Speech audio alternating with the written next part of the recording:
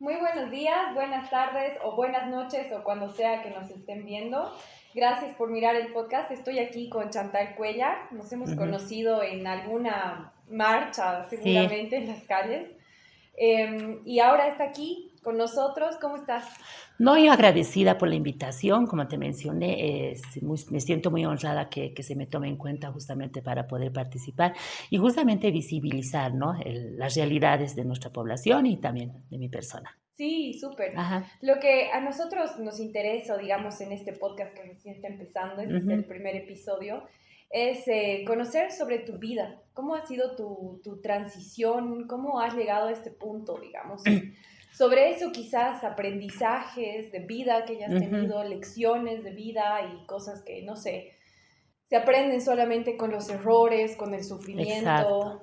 No sé, ¿cómo ha sido tu niñez? ¿Cómo ha sido tu adolescencia? Sí, mira, yo te puedo decir que soy orgullosamente una mujer trans, ¿no?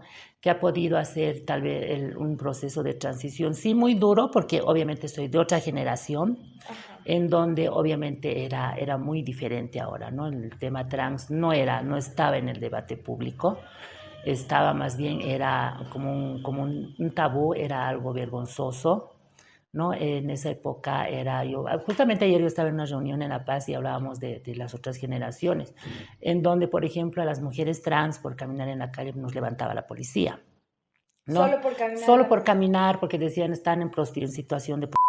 Entonces, era tan normalizado aquella esa edad, yo recuerdo entonces estar detenida. Imagínate, o sea, yo estaba en proceso de transición, pero ya conocía el arresto. ¿Hace cuántos años? Hace muchos años, ¿no? Entonces era difícil, ¿no? Ya. Era complicado porque también si yo vengo de un hogar en donde, como muchos en la sociedad boliviana, en donde no hay información sobre la orientación sexual, sobre la identidad de género, sobre las diversidades, ¿no? Sobre el ser diferente, ¿no? Ujú. Porque vivimos en un constructo en donde la sociedad, un constructo social donde es hombre o mujer, no hay nada más.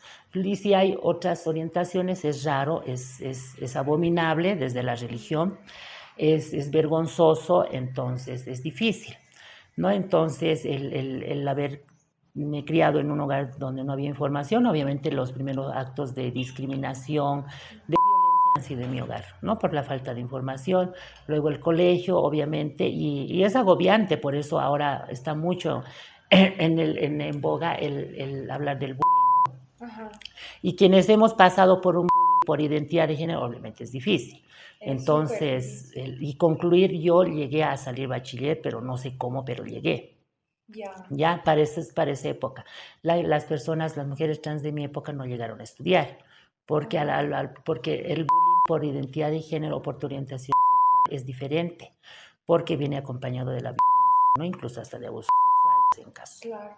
¿Y a qué edad más o menos tú has dicho, este cuerpo no me pertenece"? Yo, mira, desde que empecé a descubrirme era 9, 10 años, Ah, ¿no? súper Claro, entonces pequeños. era porque yo me sentía tan diferente, y eso es tan horrible el sentirte así y Ajá.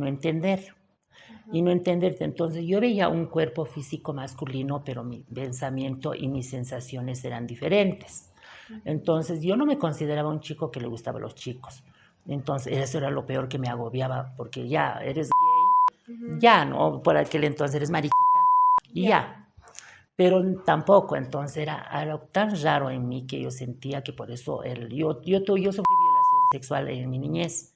Entonces, crecer en mi transición, eso afectó más. Entonces, empezaron los temas de depresión, los intentos de suicidio, ¿no? Entonces, era horrible. Sí. Pero sí se ha podido subsanar a través creo que de la suerte, el haber, he tenido suerte prácticamente, ¿no? Para esa época. Entonces sí ha sido difícil. Yo a los 15 años seguí estudiando, pero empecé a ejercer el trabajo Ajá. como un escape y como una oportunidad justamente de salirme de estar en esas horas o días de mi hogar, ¿no? Porque era muy duro el que todo el tiempo te estén agarrando, violentando, ¿no? Por O ser sea, diferente. en tu casa decidiste Claro. salir de tu casa, O sea, seguí en mi casa independizarte. estudiando, pero los fines de semana ejercía el trabajo sexual, así de ocultas. Porque sí, yo tenía un pensamiento de cualquier momento escaparme.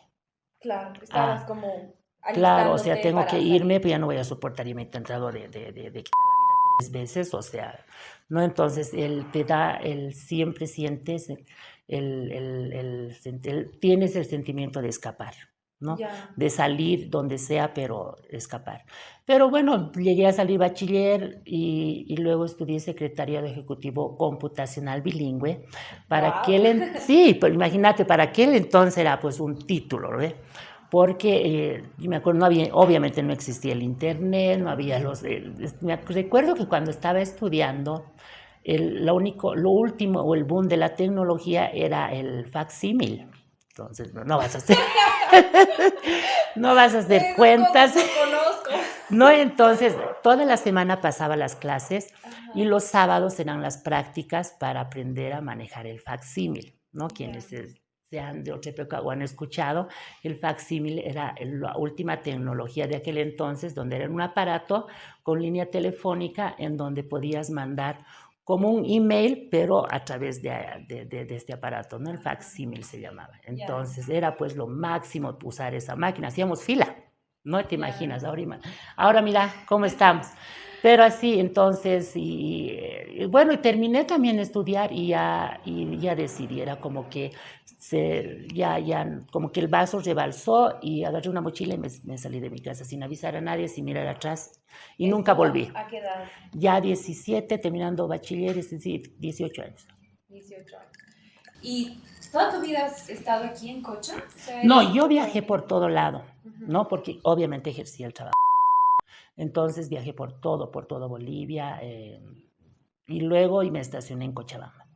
Y Ajá. en Cochabamba es donde ya me quedé y hasta ahora Hasta vivo ahora estás acá. acá. Ujú. Y al ejercer, digamos, el trabajo sexual en varias partes de Bolivia, ¿dónde ha sido tu experiencia? ¿Dónde dirías que más has sufrido violencia, digamos, dentro de todo O lo sea, que has antes, vivido? como obvio, hablo desde aquel entonces, en todo lado, ¿no? Porque el ser mujer trans y trabajar entre mujeres biológicas era complicado. Entonces, como que tenías que caerles bien, o verte bien femenina para poder trabajar, entonces, en todo lado era, ¿no? Pero, no, era, en Oruro sí ha sido difícil, como te decía, que nos alzaban en las calles, acá en Cochabamba también. Ajá. Aquí en Cochabamba era terrible, yo me acuerdo que nos arrestaban una semana entera porque Una sí, la semana. policía era aquí en la plaza. Ya. Entonces las carceletas, las celdas eran adentro y eran así. Entonces aunque grites nadie te escuchaba, ¿no? Entonces era complicado. En todo lado ha sido así. Yo recuerdo una vez con una amiga, que ya falleció, nos fuimos a Potosí, así a Ya. trabajar. Estábamos allá y justamente hubo una redada de la Ya. policía, porque antes, para ser trabajadora sexual, aparte de tener tu carnet sanitario, tenías que tener una matrícula, o sea, la policía te matriculaba como trabajador, como prostituta o como trabajadora sexual con un número. Ya. Y eso era, pues, en aquel entonces era el tema de corrupción, porque nos pedían coimas para que no nos lleven, ¿no? Entonces era complicado. Entonces, justamente estábamos en Potosí trabajando los locales de trabajo sexual eran por el cementerio. Justo vino la redada y obviamente nos agarran a todas. Y nosotras teníamos un documento masculino. Ajá. Entonces, para aquel entonces era el comandante que comandó esta redada. Ujú. Y dicen, no, pues estos maricones, ¿qué hacen aquí? Están haciendo quedar mal a Potosí. Entonces agarraron en una movilidad y nos botaron de Potosí en la noche en la frontera, que es ya saliendo de Potosí. ¿Es la frontera con Chabamba? Saliendo de Potosí, Ya. entre Potosí y Oruro. Ya. Es por Tarapaya, nunca me voy a olvidar. O sea, las metieron en Nos una metieron y nos patrulla. sacaron de Potosí, porque éramos la vergüenza para Potosí. Entonces nos botan en la carretera y mi amiga lloraba y lloraba, y ahora qué vamos a hacer, tenemos que ver cómo irnos a Oruro, porque no podemos ver a Claro, y estaban Cochabamba. en medio de la Sí, y nada. era de noche. Entonces, ¿qué vamos? Y mi amiga lloraba y me desesperaba. Tenemos que regresar a Oruro. Yo decía, volver a Oruro, no, en mi vida, no. No, entonces vemos un bus que estaba llegando de este lado para ir a Potosí. Yo le digo, le hago parar y me dice, no, pero no podemos volver, vamos a volver, que nos maten, le dije. Ya nos sacaron, la próxima nos van a tener que matar. Ya. Ya me dice, Wow. y lloraba entonces y regresamos. Ese bus nos recogieron, ¿qué ha pasado? No, nos han asaltado. Y regresamos a Potosí. Y trabajábamos en otros locales, pero ya nos ocultaban. ¿no? Para que no nos vuelva, ¿quién nos iba a pasar para aquel entonces? Claro. Entonces, era así el tema con la policía, era terrible, ¿no? Ajá. Yo no me quiero adelantar, digamos, a lo que Ajá, vayas a sí. contar, pero me imagino que dentro de las carceletas, los policías tal vez, no sé, las golpeaban o las abusaban de alguna manera. Principalmente siempre ha sido de lo económico, ¿no? O sea, teníamos que darles Ajá. para su refresco, para no sé qué, y no teníamos y venían y claro, nos toleteaban. Las toletas, Claro, así. claro. Entonces lo que hacían, ahí te enseñan, o ahí aprenden esta palabra, no sé si han escuchado, del sergilacata. Es decir, que tú estás encerrada, estás en la carceleta, entonces la más antigua, a las que ingresan nueva, entonces tienes que cobrarles el derecho de piso. Y Ya. si no se dejan, o sea, es como te induce a la violencia, a que aprendas a ser violenta. ¿No? Claro, o Entonces sea, te yo, obliga. claro, como yo era la más grande, entonces yo era la gilacata. Entonces a las nuevas ingresadas al arresto tienes que pagar y tienes que pagar. Y de ahí teníamos que darse a los policías. Entonces, Ah, de esa manera sobrevivíamos, porque nos obligaban, porque si no, primero, si no tenías para darle a los policías, era diario las golpizas. Y si no tenías ese medio, entonces no tenías para comer, porque nadie venía a visitar. Y si venía alguien, ellos no permitían que nos visite. ¿No? Entonces, por eso yo siempre digo que la policía es la institución más represora y más vulneradora de los derechos humanos, pero de todos, ¿no? Entonces, es así como era antes, ¿no? Y cuando yo cuento esto, yo me admiro, ¿y cómo he podido? Yo soy ahora activista, defensora de los derechos humanos, feminista, pero es una parte que muy oscura cuando yo lo comento porque he violentado a otras mujeres, ¿me entiendes? claro. Pero era por esa situación, ¿no? Ha sido bien difícil, pero es así Y me como era. imagino que también ha sido todo un proceso personal tuyo de entender también quién eras tú en ese momento y aceptar o sea, aceptarte por las condiciones que estabas viviendo, Exacto. ¿no? O sea, uno no podría juzgar lo que ha hecho en el pasado sabiendo que Exacto. quizás no sea, ¿no? Todo ha sido un proceso, porque como yo salí de mi casa, entonces incluso yo a mis 15 años empiezo a armonizarme, pero de una manera empírica, porque yo conocí una mujer trans que ya igual y me decía, te ves bien mujercita, tú tienes que tomar hormonas, me decía. ¿Y qué es eso? Le decía. Ah, ¿No? Entonces, para aquel entonces se tomaba anticonceptivas. Y para aquel entonces había unas anticonceptivas que eran las más económicas, que se llaman Noriday, ya. ¿ya? Pero que tenían pues altos niveles de hormonas. ¿No? Entonces, para las mujeres biológicas eso les producía quistes y demás, que después de muchos años haciendo una investigación, es que tuvo efectos secundarios en mujeres biológicas, porque el alto contenido de estradiol y demás. Pero en mujeres trans lo que hacía era lo contrario, o sea, hacía un proceso de feminización de nuestros cuerpos tan acelerado por el alto contenido de hormonas femeninas. Ya. Entonces todo el mundo tomábamos eso.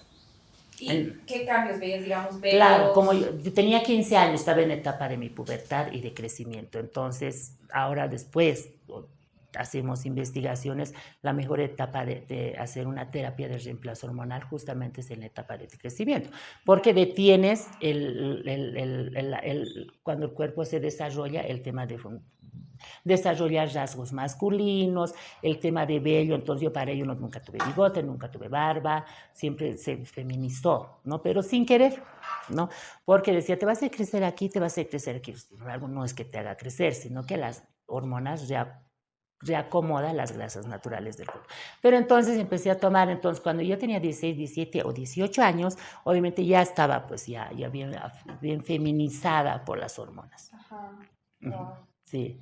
Entonces, volviendo un poco a la historia de las carceletas, has debido perder la cuenta las veces que has Claro. entrado, ¿no? ¿Cuánto tiempo ha sido lo máximo? Una semana estábamos, porque también tenías que juntar el dinero para pagar tu multa. O sea, aparte que tenías que hacer todo lo que tenías que hacer para darles a los policías para que no te golpeen. Tenías que juntar, porque si quieres irte ya saben cuánto es. Filo llamaban, porque era así la palabra que utilizan, o la jerga que utilizan los policías. Pues si quieren salir ya saben cuánto es su filo. Para aquel entonces era 200 bolivianos, que era un montón. Claro. Entonces, ¿de dónde vas a tener 200 bolivianos? Estás adentro. Entonces, estabas obligada a juntar de esa manera tu dinero para salir. Claro, cada una tenía Claro, que hacer entonces, eso. o salía una, o si no yo salía, yo tenía que conseguir de fuera para sacarle la otra. Y era así, entonces era increíble, ¿no? Porque trabajabas prácticamente para la policía y como te decía antes éramos matriculadas y esto era un tema de corrupción porque si no tenías tu matrícula eras arrestada, las mujeres biológicas las abusaban, ¿no? Pero gracias a una movida hace muchos años de un grupo de mujeres trabajadoras sexuales, a través, creo que me acuerdo del Ministerio de Gobierno, abolieron eso porque no podía ser que Ya, estemos enumeradas por la policía, claro. ¿no? Y Ahora lo único que usan es el carnet ahora es sanitario. el carnet sanitario y todas están registradas, ¿no? En un sistema, pero ya es el tema de salubridad. Ujú. Y ahora, digamos, las mujeres trans que ejercen Ujú. el trabajo sexual hoy en día, ¿tú crees que sufren lo mismo que tú has sufrido? Obviamente que no, porque la dinámica del trabajo sexual ha cambiado, Ya, ¿no? O sea, no siempre una mujer trans va a estar parada en las calles. No ajá, son claro. raras, hay en cada ciudad, en el eje troncal solamente hay, por ejemplo, lugares fijos donde sí hay mujeres trans, pero son algunas que trabajan en las calles. La mayoría, ahora el trabajo sexual, tanto de mujeres trans, mujeres biológicas, hombres y todos, es a través de las páginas o de las diferentes aplicaciones que hay. He visto en No, Marketplace, sí, hay, hay, por ejemplo, aplicaciones específicas de escorts, ¿no? Como hay una infinidad. Entonces, es ahí donde es el trabajo claro, ya no sexual. están obligadas a Ya, salir a la calle, claro, digamos, a exponerse de exponerse. la violencia, pero hay un tema también ahí. Claro, si tú tienes tu propio espacio que brindas, obviamente, tema de seguridad estás más segura, ¿no? Claro, De alguna manera. Pero también al trabajar de esta manera, tampoco estás obligada, por ejemplo, a hacer tus controles sanitarios. claro. No recibes información, por ejemplo, en cuanto a la prevención de las infecciones de transmisión sexual, del VIH, del SIDA. Entonces es como que igual de alguna manera limita, ¿no? Nosotras, por ejemplo, desde nuestra organización, es que justamente estamos viendo este tema, ¿no? De ver a través de las plataformas, sí que se pueda difundir información de primero del autocuidado, Claro, porque si tú tienes tu espacio en donde ejerces el trabajo sexual, mínimamente tienes que invertir en unas cámaras, ¿no? ajá, Sí o sí tienes que tener unas cámaras. Estás en tu casa, claro. ¿no? Y en el que llamamos el autocuidado, y tú sabes muy bien, ¿no? El autocuidado, el siempre tener, a través del celular, es de mandar un mensaje a tu amiga, decirle estoy con tal y estoy a tal hora por si acaso, no sé, tener esas precauciones, ¿no? Y más que todo siempre el tema de la información, el ver que, por ejemplo, lamentablemente en el trabajo sexual está involucrado mucho la violencia y el consumo de sustancias prohibidas y el alcohol. ¿No? Sí, Lamentablemente. Entonces, es orientarlo, o sea, que si bien has elegido esta opción, pero que sea que trabajes con ciertos tipos de seguridad y que el trabajo no sea pues lo que va a determinar tu futuro, ¿no? Sino que sea una parte y que después termines tu escolaridad, termines tu estudio, ¿no? Porque el trabajo es un momento, porque llegan los años y ya no vas a estrenar. Lo mismo como un futbolista, una modelo. claro. Ajá. Ahora, estaba viendo porque la Casa Trans, bueno, no sé si la Casa Trans, pero tienen un estudio Ujú. con datos. Lo estaba viendo antes Sí, de la entrevista y ahí había visto que la mayor parte de la violencia que ustedes sufren, o bueno, que sufren las trabajadoras, viene mayormente de los clientes. ujú. Entonces, ¿qué experiencias has tenido tú, digamos, qué puedes decirnos de los clientes? Mira, ¿qué te puedo decir? Hay mucha demanda Ajá, justamente de los servicios de una mujer trans, ¿no? Hay una infinidad de señores, de hombres, pero también hay personas o hay clientes que buscan el servicio de una mujer trans solamente para, ¿cómo se dice? O sea, para agredirlas, ¿no? no, Para que, a mí me ha pasado, ¿no? Entonces, como que tienen reprimido ese odio y esa transfobia, entonces no les cuesta nada contratar el servicio solamente para golpear. Por eso una gran mayoría de mujeres trans asesinadas en Bolivia han sido justamente en el trabajo sexual. ¿no? Y es algo que no sé desde la psicología cómo se ve, porque ellos tuvieron relación sexual con la mujer trans, pero después la matan, las ¿no? Entonces es fuerte, es fuerte el desmenuzar la mente de ellos, ¿no? Pero sí hay clientes muy, muy abusivos, o por ejemplo ha ocurrido que hay clientes que contratan el servicio de una mujer trans y están bien, pero empiezan a tomar bebidas alcohólicas y es donde desencadena y dicen, no, yo he venido a esto y se empiezan a golpear, ¿no? Entonces, obviamente tienen algo reprimido en donde sacan todo. Wow, qué fuerte lo que cuentas. Ajá. Y bueno, a ver, igual he visto que hay hartas críticas y se habla mucho de la sociedad hipócrita, ¿no? O sea, que por un lado hay un montón de clientes que buscan, digamos, trabajadoras sexuales trans, por detrás están, o de cara a su familia, por ejemplo, porque son casados, están mostrando otra cara, ¿no? De quiénes son, de su vida, de su familia, ¿no? ¿Cómo ven ustedes eso? Porque de cierta manera ustedes también ven esa otra parte de la sociedad, ¿no? O sea, ustedes como que pueden verla desnuda. Claro, sí, por ejemplo, justamente en la casa trans o en todos los espacios trans, cuando se empieza a hacer, empezamos a hablar, o una compañera, ¿lo conocen a tal? No, y es una persona conocida. Ah, sí, yo lo conozco, igual pasó por mí. Entonces, es normal en la población trans de trabajadoras sexuales haber estado con personajes, con personalidades, ¿no? Del medio. Del digamos, medio. sí. Entonces, pero después los ves en la tele, los ves en ciertos espacios de mucho poder y dices, y oye, ¿y este qué? Claro. ¿No? En medios, o sea, en todos los espacios hay personas. Y políticos también. Todos, o sea, es increíble. Por eso cuando tenemos esas charlas de mucha confianza, entonces todo el mundo, sí, yo también, sí, para eso.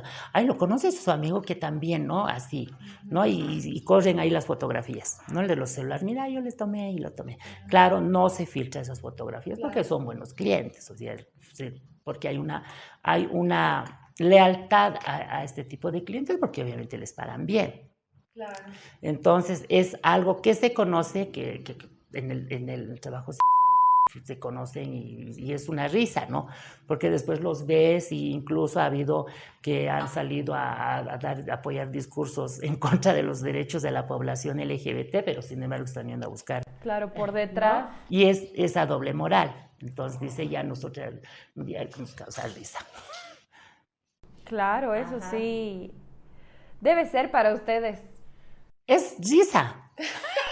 Entre ustedes. Claro, porque como es una competencia, ¿quién estuvo con más personalidades o con más conocidos? No, yo he estado, mira, con este, con este y con este. Ya. ¿No? Y se muestran las conversaciones. Esas conversaciones son terribles. Son, pues, conversaciones de enamorados. Que podrían así hacer caer un discurso político en después, 2 segundos. Claro, me imagino.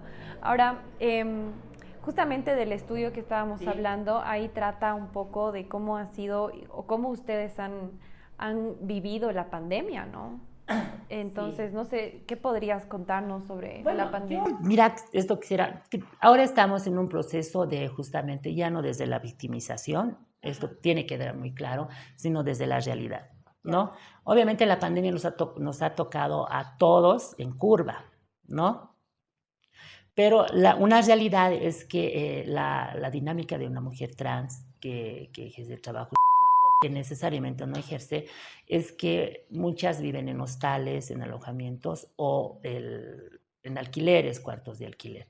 Entonces, cuando se viene la pandemia, obviamente no podían pagar su alquiler, los hostales tenían que cerrar, entonces las botaban. Y entonces, ¿qué se va a hacer? Se iban, por ejemplo, o compartían habitaciones entre muchas. Pero el tema era que si tu único ingreso es el trabajo, tampoco se podía ejercer. ¿No? Y lamentablemente no hay una cultura del ahorro, ¿no? No hay a los bolivianos no tenemos una cultura del ahorro, ¿no? Y más en la población trans. Entonces, obviamente, a la mayoría les agarraron así sin un centavo.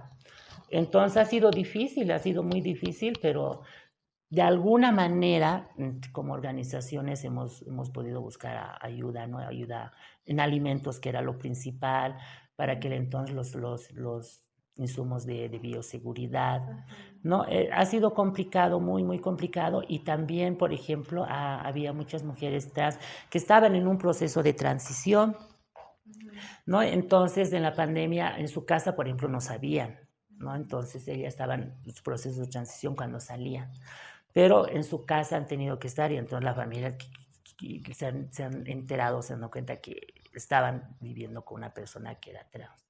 Entonces, las denuncias de violencia eran terribles.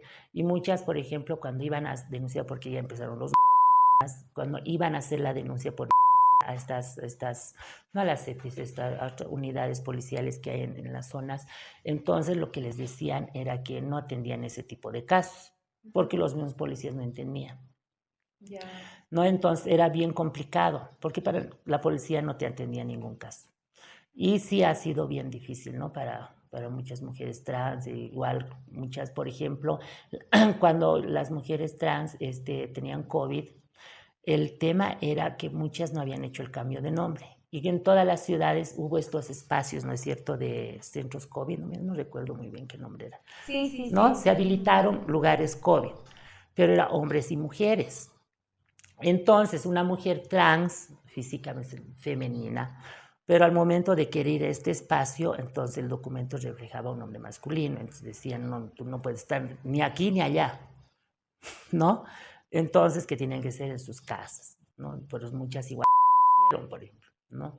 Era bien complicado, pero él ha afectado mucho esto, ¿no? El que no tengas esa cultura del ahorro, por eso es bien importante el que como organizaciones empecemos a poner en plan, no sé, que en la cabeza de una mujer trans aprenda a ahorrar, estudiar, porque la única manera justamente de salir adelante es que complete o termine sus estudios, y no sea la única opción el trabajo, ¿no? Para que no nos agarre como nos ha agarrado el COVID en aquel entonces. Claro, porque igual usualmente lo que las lleva a las mujeres trans a ejercer el trabajo sexual es justamente la falta de oportunidades, ¿no? De laborales en otros espacios. Exacto. Entonces, ¿cómo ves ahora la situación actual, específicamente en Cochabamba y también en Bolivia, de la accesibilidad a una fuente laboral para una mujer trans? Mira, justamente ayer estábamos haciendo un análisis, y justamente de este tema generacional. Antes era impensable que puedas entrar a una universidad. Con las justas terminabas el colegio, o sea, es imposible, ¿no? Ahora sí ha cambiado, hay muchas mujeres trans que están estudiando viendo en un futuro justamente poder ejercer su profesión. Y como tú mencionabas, es ahora el buscar el que tengan esas opciones, ¿no? Pero ¿cómo hacemos eso cuando todavía no se confía en las capacidades de una persona por su identidad de género? Es bien complicado. Por eso es contaditos las mujeres trans que ahorita están trabajando. Y sí hay mujeres trans, por ejemplo, que trabajan en el Estado. Justamente yo estoy coordinando unas acciones que son de otro tipo, no tienen que ver con derechos humanos, que justamente, mira, es asesora del viceministro de Salud, ¿no? Y que siempre ha trabajado en el ministerio, ¿no? Entonces, igual ayer comentábamos, o sea, hay que impulsar a las mujeres trans a que estudien, a que hagan una carrera, porque es a través de eso que vamos a igual ir haciendo el camino para crear las condiciones, ¿no? Es bien importante igual el poder trabajar en eso, en crear en la sociedad el que tenga confianza en las capacidades, ¿no? Y que no se vea a una mujer trans, que yo siempre digo, y esto me río, que cuando hay estos discursos de odio a través de diferentes sectores como las iglesias, son discursos tan sexualizados en donde creen que nosotras las 24 horas estamos pensando en sexo. Entonces yo no sé quién está mal, quién difunde el discurso, porque está mal, o sea, que una persona piense todo el tiempo en sexo sobre nosotras, o tiene un fetiche, o tiene un deseo. Claro, que la ¿no? sexualice Claro, solamente, porque no ¿no? son así. Ellas no es así. Entonces hay que ver esto de otra manera justamente para crear estas condiciones y estas oportunidades, ¿no? Como te mencionaba, hay estas compañeras, por ejemplo, que trabajan en el Estado y en unas empresas en donde se ha dado la confianza a ellas y mira, ellas trabajan, incluso están de asesoras, ¿no? Entonces es bien importante crear la confianza, ¿no?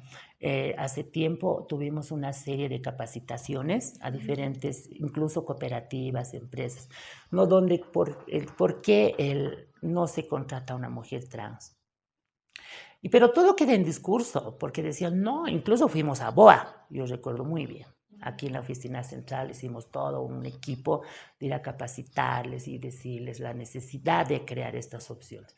Y creo yo, no, y el discurso es este, nadie se cierra las puertas, que vengan, ¿no?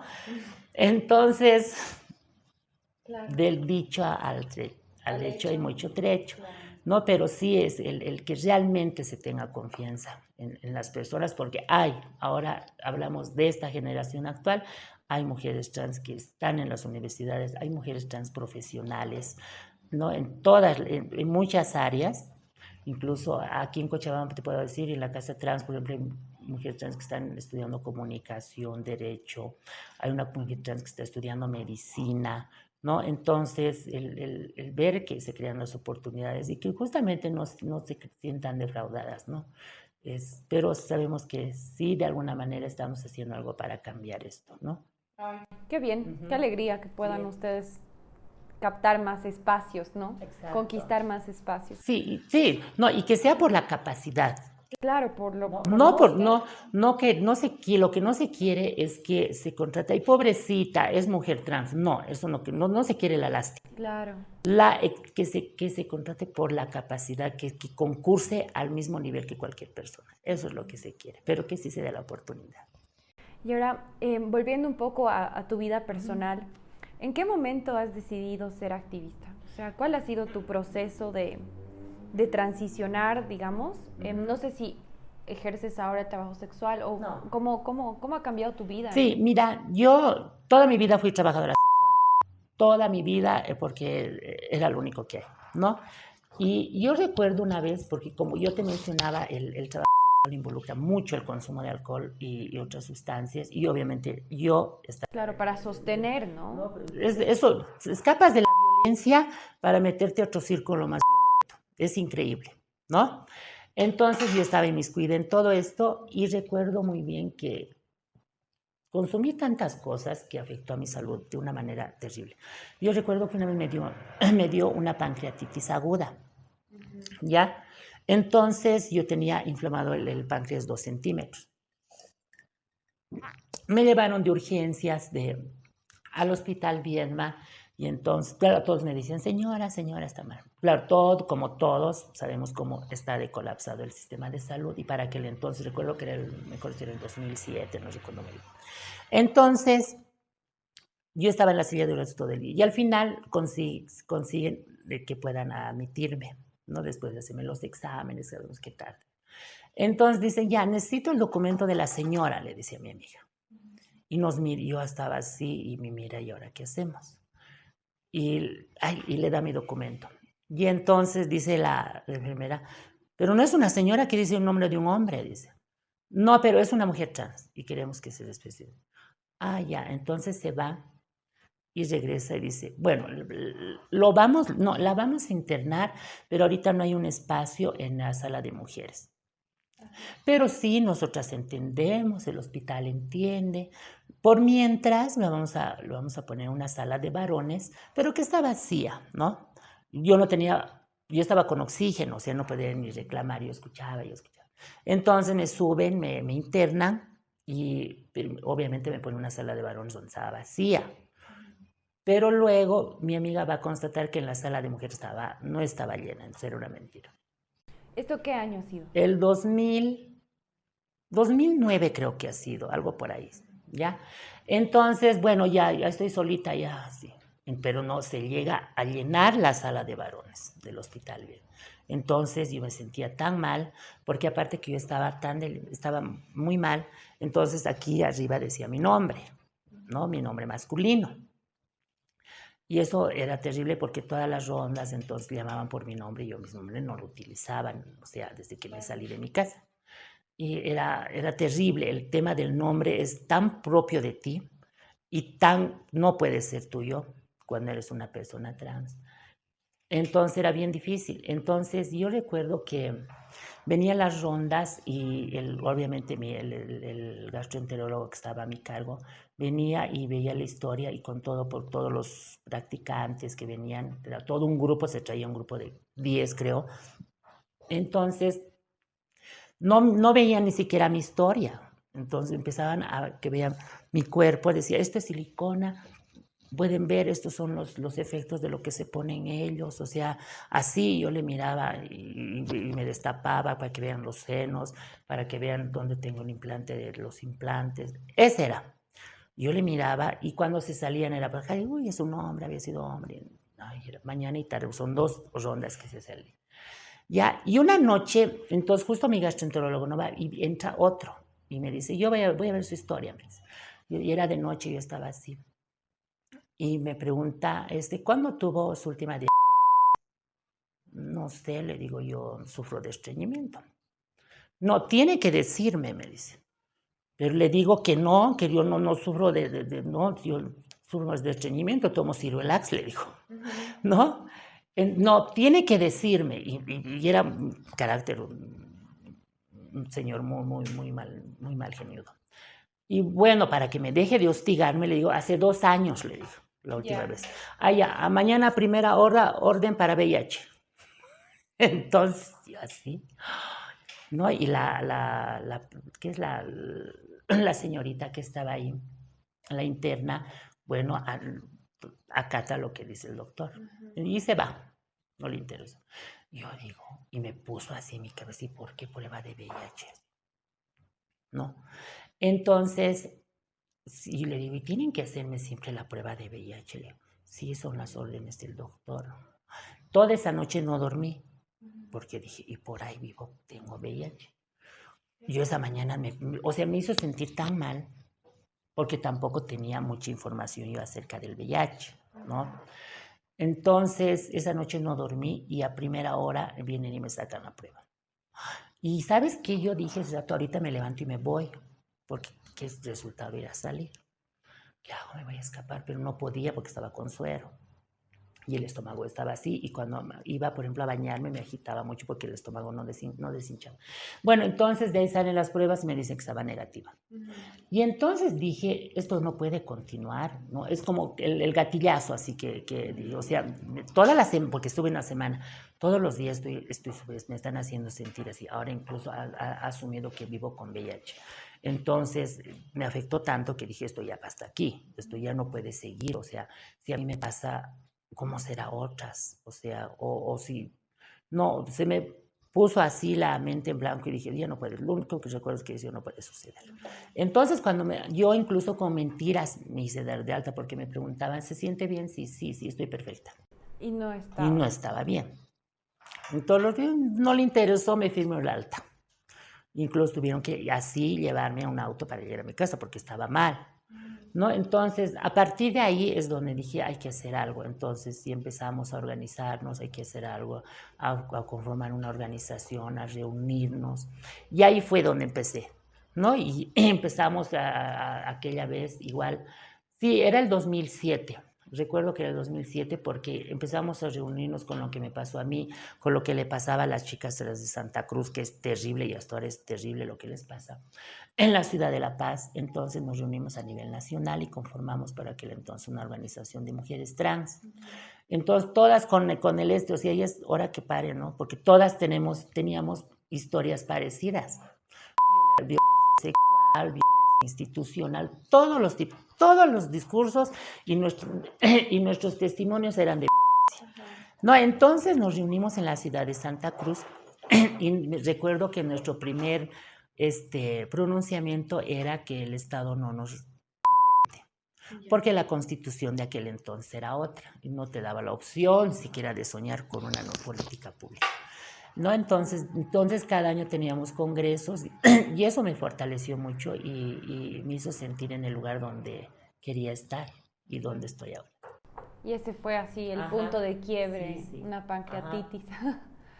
Y a partir de que saliste del hospital, ¿volviste a ejercer trabajo sexual? Sí, sigue ejerciendo durante muchos años. A partir de ahí también, aparte de inmiscuirme mucho en la defensa de los derechos humanos, aprendí a que tenía que ahorrar, porque cuando yo estaba en el hospital me pasó lo mismo que a muchas les pasa, estaba sin un centavo, ¿no? Y sin amigas, porque ahí no hay, pierdes tus amigas. Entonces empecé otra vez a continuar ejerciendo el trabajo sexual y a ahorrar mi dinero. Entonces ahorré como desquiciada, ¿no? Entonces sí, muchos años sí me fue bien, invertí, tengo mis ahorros, he invertido, vivo, no lujos, pero tranquilamente, ¿no? Entonces, ahora, gracias a Dios, me puedo empoderar, hacemos proyectos. Nunca en mi vida pensé ser consultora. Felicidades. ¿No? Nunca en mi vida pensé hacer proyectos para mi población y de alguna manera sostenerme también de ahí, ¿no? O sea, en la vida pensaba yo hace muchos años que mi final iba a ser ejerciendo el trabajo sexual, pero sí. Ahora es muy bonito lo que ha pasado, ¿no? Pero lastimosamente ha tenido que pasar cosas muy desagradables para estar, exacto. Uh-huh. Sí, porque creo que estadísticamente, bueno, no sé cuál es la esperanza de vida de las mujeres trans, pero es muy corta. 35. 35, ajá. Esos son los pero estudios. tú lo has roto, entonces. Claro, sí, hay muchas compañeras, pero lo que se quiere es que romper eso, ¿no? Romper la exacto, sí, romper la estadística. Uh-huh. Pero como te digo, ahora es agradable el hablar de esto, uh-huh. Porque va a servir de mucho, sirve de mucho a mujeres trans, todos nuestros testimonios de las que mujeres trans que somos de otra generación, porque les impacta, ¿no? Cuando damos... Cuando las ven a ustedes. Claro, cuando damos una charla, oye, era antes así, dicen, no puedo creer que era así antes, ¿no? Entonces las mujeres trans están en sus universidades, entonces dicen, no lo puedo creer. Entonces también ayuda mucho a esto, ¿no? A que vean que antes de ahora la sociedad ha cambiado y que tenemos que seguir a que siga cambiando, ¿no? Uh-huh. Uh-huh. Claro, sí, porque tu generación realmente la ha visto. Exacto. Negra, ¿no? Qué fuerte. Bueno, no sé si quisieras dar algún mensaje para la población en general, un mensaje para las mujeres trans que nos estén viendo, tal vez invitar igual a la casa trans, que hacen ahí, a ver si nos cuentan. Sí, mira, sí, justamente tenemos el grato gusto de que nuestra organización ahora es una fundación específicamente de mujeres trans y feminista, ¿no? Y que la Casa Trans es un brazo operativo de la fundación. Es un espacio donde está abierto no solo a mujeres trans, sino a todo el mundo que quiera justamente a venir a recibir la información correcta acerca de las diversidades sexuales, de qué es una mujer trans. Es un espacio donde podemos compartir entre pares. Es un espacio seguro, ¿no? Porque lo principal es contar con espacios seguros que estén libres de violencia, libres de discriminación, ¿no? En donde puedas estar un momento libre y ser quien eres, ¿no? Y prepararte para salir afuera, ¿no? Uh-huh. Ese es nuestro espacio y solamente mencionar que como sociedad sí podemos cambiar y estoy yo de prueba. Eso. Sí, tú eres la prueba viviente de que sí se puede. Así es. Ya, bueno, gracias a todos por vernos, si han llegado hasta aquí, les pido que se suscriban, le den like, comenten, compartan y eso es todo por hoy. Gracias.